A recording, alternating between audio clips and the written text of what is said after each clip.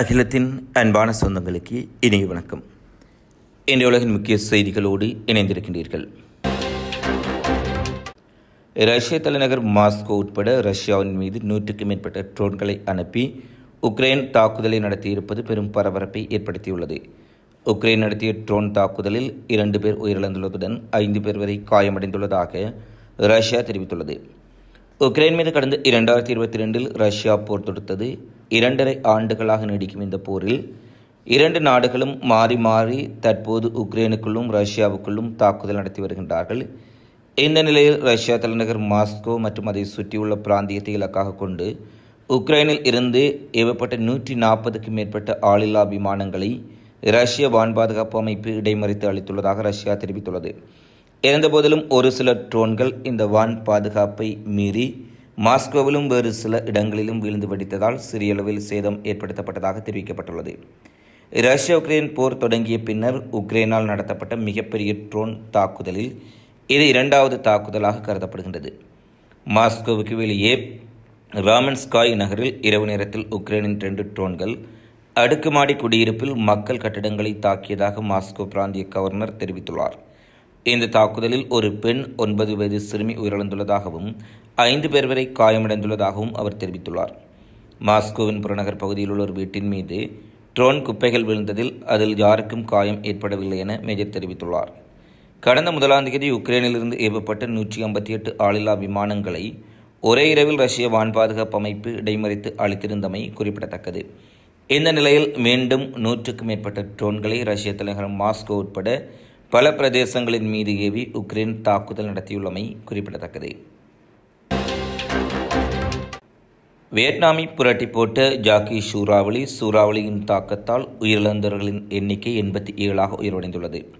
Vietnam நாட்டை தாக்கிய ஜாகி சூறாவளி புயலில் சிக்கி இதுவரை 87 பேர் வரை உயிரிழந்திருப்பதாக உத்தியோகபூர்வ தகவல்கள் வெளியாகியுள்ளது. 75க்கும் மேற்பட்டவர்களை காணவில்லை எனவும் அந்நாட்டு அரசு ஊடகம் தெரிவித்துள்ளது.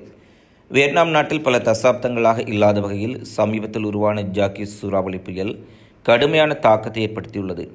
இந்த சூறாவளி புயல் கடந்த சனிக்கிழமை கரையை கடந்த போதும் மணிக்கு 149 கிலோமீட்டர் வேகத்தில் பலத்த காற்று வீசியது.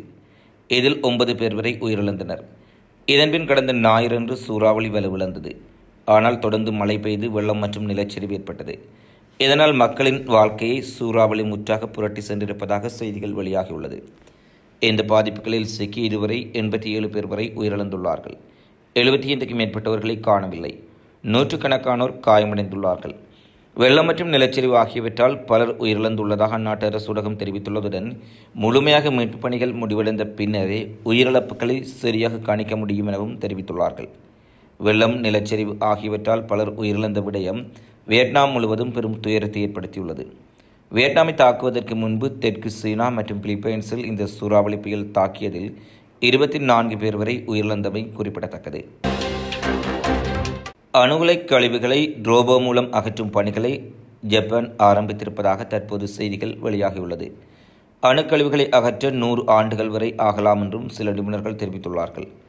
ஜப்பானில் 2011ஆம் ஆண்டு ஏற்பட்ட நிலநடுக்கம் மற்றும் சுனாமி காரணமாக புகுஷிமா அணுமின் நிலையத்தில் சேதம் ஏற்பட்டது.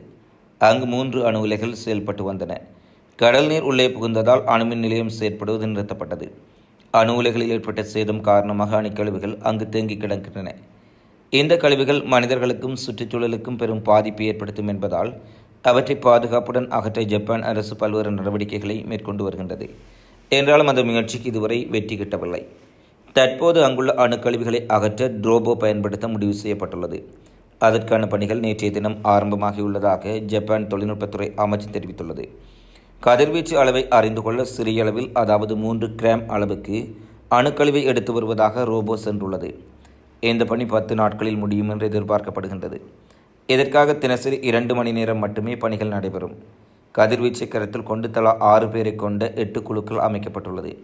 ஒவ்வொரு குழுவும் 15 நிமிடம் மட்டுமே பணியில் ஈடுபடுத்தப்படும். 3 டன் வரை அணுக்கழிவு அங்கு இருக்கும் என்று அரசு கருதுகின்றது. இதை அகற்ற 40 ஆண்டுகள் வரை ஆகலாம் என்றும் அரசு தெரிவித்துள்ளது. ஆனால் 100 ஆண்டுகளுக்கு மேல் கூட இது செல்லலாம் என பல விஞ்ஞான நிபுணர்களும் தெரிவித்துள்ளார்கள். ரோபோ எடுத்து வரும் மாதிரி ஆய்வு செய்த பின்னர் தான் கழிவை அகற்றுவது எப்படி என்பது முடிவாகும் என ஜப்பான் அரசு அதிகாரிகள் தெரிவித்துள்ளார்கள். புலம்பெயர்தலை கட்டுப்படுத்துவதற்காக ஜெர்மனியின் அனைத்து எல்லைகளிலும் மிக கடுமையான பாஸ்போர்ட் கட்டுப்பாடுகளை நீடிப்பதற்கு அந்நாட்டு அரசு முடிவு செய்துள்ளது. ஜெர்மன் உள்துறை அமைச்சரான நான்சி ஃப்ரேசர் நேற்று வெளியிட்டுள்ள அறிவிப்பொன்றின் போது ஜெர்மனியின் அனைத்து எல்லைகளிலும் பாஸ்போர்ட் கட்டுப்பாடுகளை நீட்டிக்க இருப்பதாக தெரிவித்துள்ளார். ஜெர்மனியில் ஏற்கனவே புலம்பெயர்தலை கட்டுப்படுத்துவது தொடர்பில் விவாதங்கள் அதிகரித்து வரும் நிலையில் விசா இல்லாமல் ஜெர்மனிக்குள் நுழையும் மக்களின் எண்ணிக்கையை கட்டுப்படுத்துவதற்காக இந்த முடிவெடுக்கப்பட்டுள்ளதாக அவர் தெரிவித்தார். தீவிரவாத குழுக்கள் மற்றும் குற்றவியல் அமைப்புகளை சேர்ந்தவர்களால் ஏற்படும் அச்சுறுத்தலையும் சட்டவிரோத புலம்பெயர்தலையும் கட்டுப்படுத்தும் வகையில் இந்த நடவடிக்கைகள் எடுக்கப்படுவதாக தெரிவித்த அவர், இத்தகைய பிரச்சினைகளிலிருந்து நம் நாட்டு மக்களை பாதுகாப்பதற்காக அனைத்து நடவடிக்கைகளையும் எடுத்து வருகின்றோம் என்று குறிப்பிட்டுள்ளார். Germany, Denmark, Netherlands, Belgium, Luxembourg, France, Switzerland, Austria, check குடியரசு மற்றும் போலாந்து ஆகிய நாடுகளுடன் தனது எல்லையை பகிர்ந்து கொள்கின்றமை குறிப்பிடத்தக்கது. நிலவில் அணுமின் நிலையம் அமைக்கும் திட்டத்தில் ரஷ்யா, சீனாவுடன் இந்தியா கூட்டணி அமைக்க இருப்பதாக செய்திகள் வெளியாகியுள்ளது. நிலவில் அணுமின் நிலையம் அமைக்கும் திட்டத்தில் ரஷ்யா மற்றும் சீனாவுடன் இந்தியா கூட்டணி சேர விரும்புவதாக தெரிவிக்கப்பட்டுள்ளது. நிலவில் அணுமின் நிலையம் அமைக்கும் திட்டத்தில் ரஷ்யா தீவிரமாக ஈடுபட்டு வருகின்றது.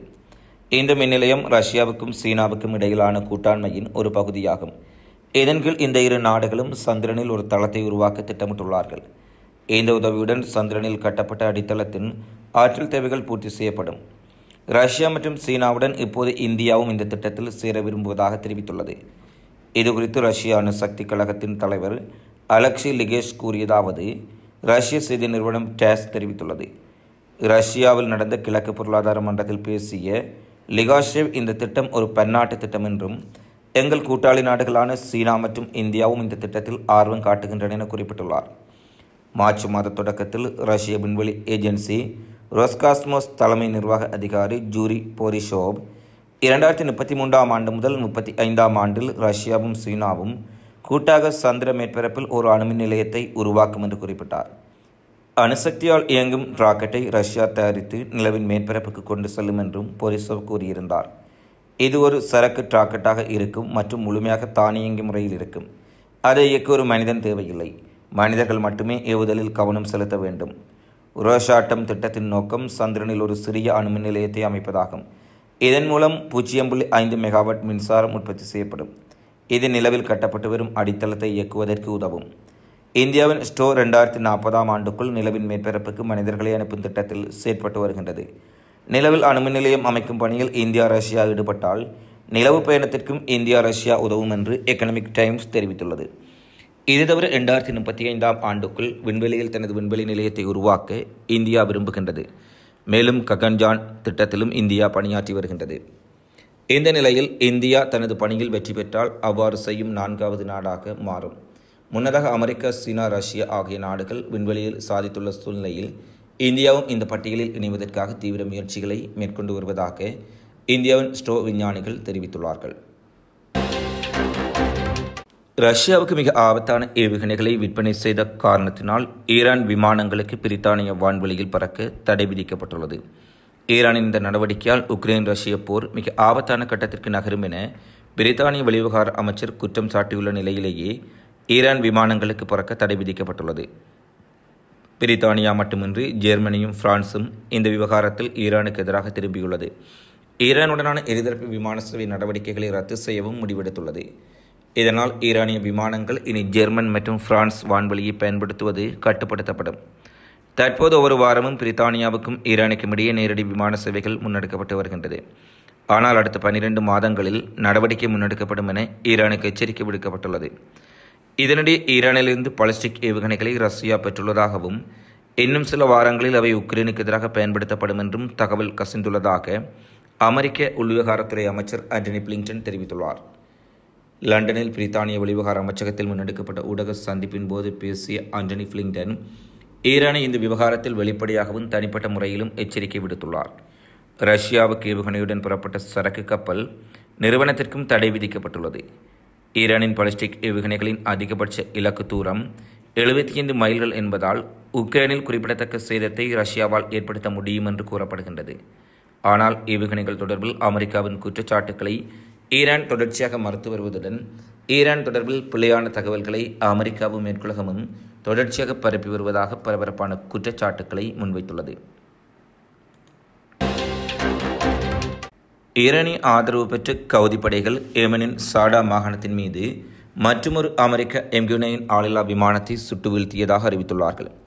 62 மணி நேரத்தில் வீழ்த்தப்பட்ட இரண்டாவது அமெரிக்காவின் ஆளில்லா விமானம் MQ-9 ரீப்பர் இதுவாகும். காசா போர் முடிவடையும் வரை இஸ்ரேலுக்கு எதிரான தங்கள் நடவடிக்கையை தொடரும் என கவுதிகள் உறுதிபட கூறியுள்ளார்கள். ஏற்கனவே அமெரிக்காவின் 8க்கும் மேற்பட்ட MQ-9 ரீப்பர்கள் கவுதி படைகளால் அளிக்கப்பட்ட சூழ்நிலையில் மீண்டும் கவுதி படைகள் அமெரிக்காவினுடைய உளவு ட்ரோன்களை சுட்டு வீழ்த்தியுள்ளமை குறிப்பிடத்தக்கது.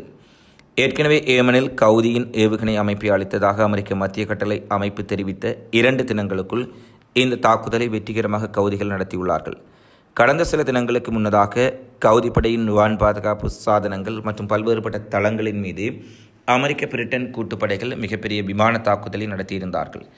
இந்த விமான தாக்குதலில் கவுதிகளின் மிகப்பெரிய உட்கட்டுமானங்கள் சேதமாக்கப்பட்டுள்ளதாகவும் கவுதிகளின் வான் பாதுகாப்பு சாதனங்கள் பல அளிக்கப்பட்டுள்ளதாகவும் அமெரிக்கா தெரிவித்து 48 மணி நேரத்துக்குள் அமெரிக்காவின் மிக முக்கிய உளவு ட்ரோனான MQ-9 ரீப்பரை கவுதிகள் வீழ்த்தியுள்ளமை குறிப்பிடத்தக்கது. லெபனானிலிருந்து ஹிஸ்புல்லா போராளிகள் நேற்றைய தினம் மிக கடுமையான ஏவுகணை தாக்குதலை இஸ்ரேலின் இராணுவ முகாம்கள் மற்றும் மெரோன் விமானப்படை தளத்தை நோக்கி ஏவியுள்ளதாக செய்திகள் வெளியாகியுள்ளது. அதிகளவான கதிஜுக்சாட் ராக்கெட்டுகள் மற்றும் தாக்குதல் ட்ரோன்கள் மூலம் இஸ்ரேலிய இராணுவ தளங்களை குறிவைத்து மிகப்பெரிய தாக்குதலை ஹிஸ்புல்லா போராளிகள் நடத்தியிருக்கின்றார்கள். இந்த தாக்குதலில் பல ஏவுகணைகளை இஸ்ரேலிய அயன்டோம்கள் இடைமறித்தாலும் கூட பல ட்ரோன்கள் ஏவுகணைகள் அயன்டோம்களை கடந்து இஸ்ரேலிய இராணுவ முகாம்கள் மற்றும் குடியிருப்புகளின் மீது வீழ்ந்து வடித்ததாக செய்திகள் வெளியாகியுள்ளன. மெரோன் விமானப்படை தளத்தை சூழ ஹிஸ்புல்லாவினுடைய ஏவுகணைகள் விழுந்து வெடித்ததால் மெரோன் மலையில் பல்வேறுபட்ட பிரதேசங்கள் இருளில் மூழ்கியிருப்பதான செய்திகளும் வெளியாக இருக்கின்றன. அத்துடன் ஹிஸ்புல்லாவின் கடுமையான தாக்குதலால் இஸ்ரேலிய இராணுவ முகாம்கள் பாரியளவில் சேதமடைந்திருப்பதாகவும் வடக்கு இஸ்ரேல் முழுவதும் சிவப்பு எச்சரிக்கை விடுக்கப்பட்டுள்ளதாகவும் செய்திகள் வெளியாகியுள்ளது. இத்துடன் உலகின் இன்றைய முக்கிய செய்திகள் யாவும் நிறைவடைகின்றன. தொடர்ச்சியாக உலகெங்கு நடைபெறும் செய்திகளை உடனுக்குடன் அறிந்து கொள்ள அகிலத்தோடு இணைந்திருங்கள். இந்த காணொளி பதிவு தொடர்பிலான உங்களது மதிப்பான கருத்துக்களை தவறாமல் கமெண்ட்ஸில் பதிவிடுங்கள். மீண்டும் ஒரு காணொளியில் சந்திப்போம். நன்றி, வணக்கம்.